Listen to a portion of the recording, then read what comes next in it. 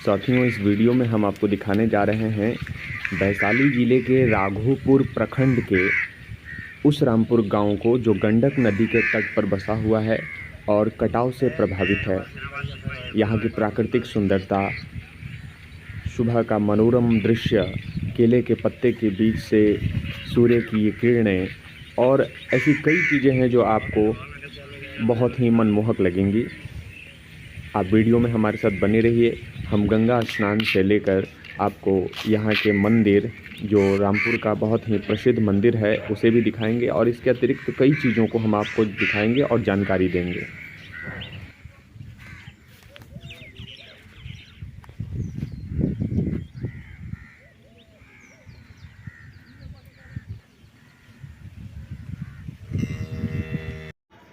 साथियों, लोग इस गंडक नदी का उपयोग नहाने, धार्मिक स्नान और फसलों की सिंचाई के लिए करते हैं। लेकिन इसके साथ ही गंडक नदी का दूसरा रूप भी है। वर्षा ऋतु में इसका जलस्तर अचानक बढ़ जाता है, जिससे कई गांवों में कटाव और बाढ़ की स्थिति उत्पन्न हो जाती है। रामपुर गांव, जो राघोपुर प्रखंड में स्थित है, कटावग्रस्त क्षेत्र में आता है, जहां हर साल कई परिवारों को अपना आशियाना बाढ़ के कारण बदलना पड़ता है।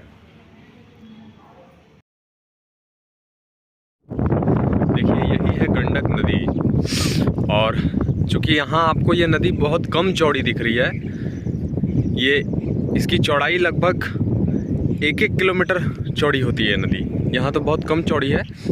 इस स्रोत से पानी कम है। बीच में अभी गर्मी का दिन है तो पानी थोड़ा सूख गया है, लेकिन जैसे ही ये टापू पार करेंगे तो उसके बाद फिर उस ओर से नदी जा रही है, उधर चौड़ाई ज़्यादा है।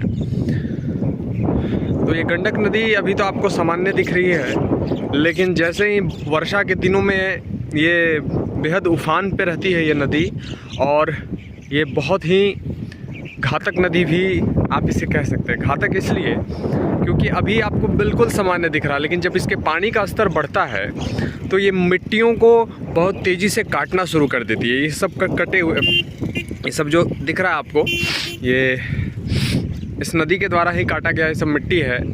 और ये नदी पहले वर्षों पहले यहाँ से 5-6-7 किलोमीटर पीछे हुआ करती थी। धीरे धीरे कटाव होते होते ये यहाँ तक आ गई है, और ये रामपुर गांव का बहुत बड़ा हिस्सा जो है इस नदी में समाहित हो चुका है। बहुत सारे घर, बहुत सारे पेड़, वृक्ष, पौधे इसी में समाहित हो गए। इसलिए आपको इस गांव में अभी हम थोड़ा तट में आए हुए थे, आगे जाएंगे तो दूर दूर कुछ घरें आपको दिखेंगी। एक तरह से रामपुर गांव अब समाप्त ही हो गया है, क्योंकि नदी के कटाव की वजह से, गंडक नदी के कटाव की वजह से बहुत बड़े पैमाने पर लोग यहाँ से पलायन कर चुके हैं, या फिर कुछ लोग अन्य गांवों में जाकर बस गए हैं। और बहुत से लोगों की ज़मीन भी नदी के कटाव में उस पार हो गई। तो अब उसका पुनः जब मापदंड होगा, उसका नापी किया जाएगा, तो जिनकी ज़मीन उधर गई है फिर पुनः उनको उनका ज़मीन प्राप्त होगा।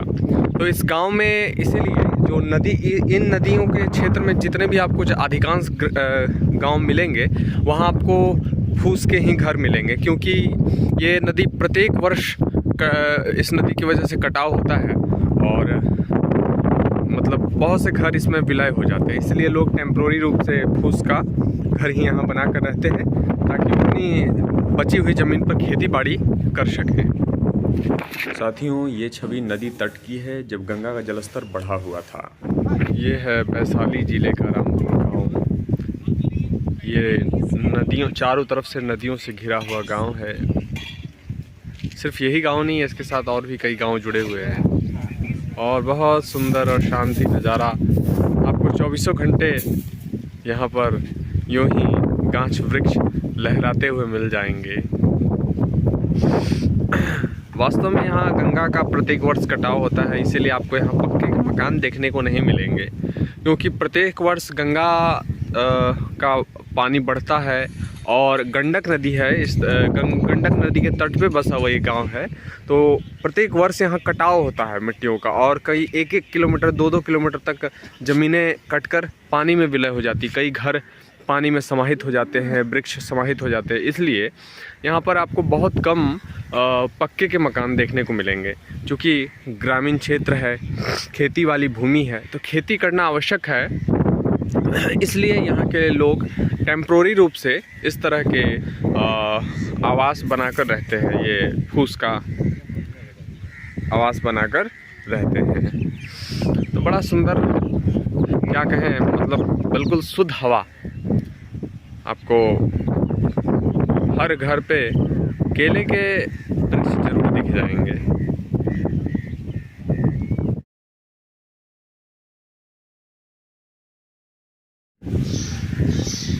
वैशाली ज़िले के रामपुर गांव का ये मंदिर हमारे बचपन से जुड़ा हुआ मंदिर है। जब हम बहुत छोटे थे और मुझे याद है कि जब मैं अपने नानी के साथ इस मंदिर प्रांगण में पूजा करने के लिए आया करता था, और ये प्रतिमा बिल्कुल परिवर्तित नहीं हुई है हनुमान जी की, राम लक्ष्मण जी की। ये बिल्कुल उसी अवस्था में है जो आज से 20 वर्ष पहले थी। और ये महाकाल जी हैं।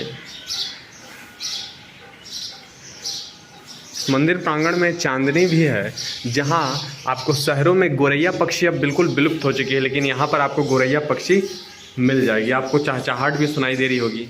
ये गोरैया है, अभी चांदनी से निकल कर उधर गई। ये गोरैया है।